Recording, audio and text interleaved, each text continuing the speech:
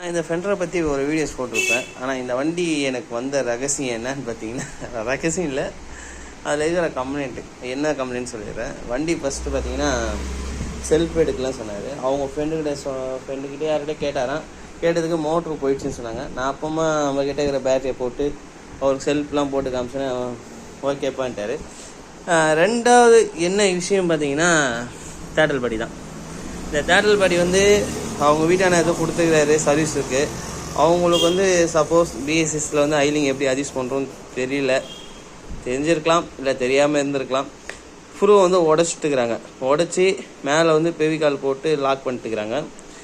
அது சுத்தமாக இருக்கு. என்னென்னா வண்டி ஸ்டார்ட் பண்ணால் வண்டி ஆஃப் ஆகிடும், ஸ்டார்ட் பண்ணால் ஆஃப் ஆகும். ஏன்னா ஐலிங் நிற்காது. அந்த மாதிரி ஒரு கம்ப்ளைண்ட்டில் எடுத்து வந்தார். அதுக்கப்புறம் அவர்கிட்ட 2-3 வேலை தான் நான் பண்ணி காமிச்சேன். சரி, என் பேட்டரியை போட்டு இந்த தேட்டல் படி கைட்டி க்ளீன் பண்ணிவிட்டு இந்த ஃபுரு என்ன பண்ணேன், பெவிகால் போட்டு ஊற்றி வச்சாங்க பார்த்தீங்களா. இது லைட்டாக ஆசைபில்ல வச்சு கைட்டாக க்ளீன் பண்ணி தெரியுதுங்களா, அடையாளம் ஆசைபிலோட அடையாளம் தெரியுதுங்களா.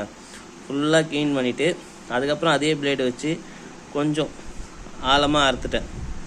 ஆழமாக அறுத்தோன்னா நம்மளுக்கு என்ன ஆகுனா, இப்போது மைனஸாக யூஸ் பண்ணிக்கலாம்.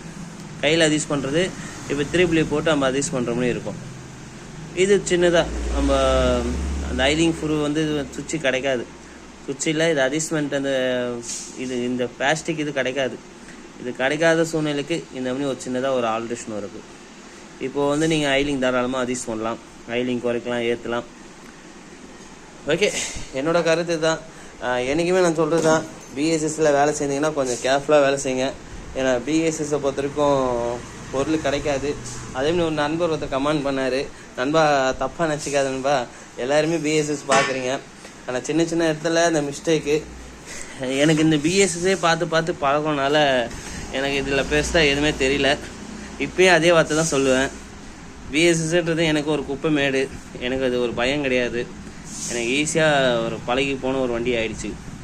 ஏன்னா தொடர்ந்து பிஎஸ்எஸ்ஸே பார்த்து பழகி போனது ஒன்று. இப்போ இதுவும் பிஎஸ்எஸ்ஸு, இந்த டிவிஎஸும் பார்த்தீங்கன்னா ஜூபிட்டர், இதுவும் பிஎஸ்எஸ்ஸு. அங்கே நிற்கிற பெப்பு அதுவும் பிஎஸ்எஸ்ஸு. இது பார்த்தீங்கன்னா இன்ஜினு, இதுவும் பிஎஸ்எஸ்ஸு. ஃபுல்லாக முழுக்க நான் எஃப்ஐஆரில் மட்டும்தான் காம்படிஷன் பண்ணுறதுனால எனக்கு அந்த எஃப்ஐஆரை கண்டு கொஞ்சம் பயம் இல்லை. அதனால தான் நான் குப்பைமேடுன்னு சொல்கிறது. அது யாரும் தவறாக புரிஞ்சிக்காதீங்க. ஓகே, உங்கள் கருத்து என்னவோ மறக்காமல் பண்ணுங்கள். இதுதான் என்னோடய விஷயம். ஒரு பிஎஸ்எஸ் எடுத்தால் கொஞ்சம் டாப்பராக ஒர்க் பண்ணுங்கள். நெக்ஸ்ட் வீடியோ பார்ப்போம். எல்லாருக்கும் பாய்.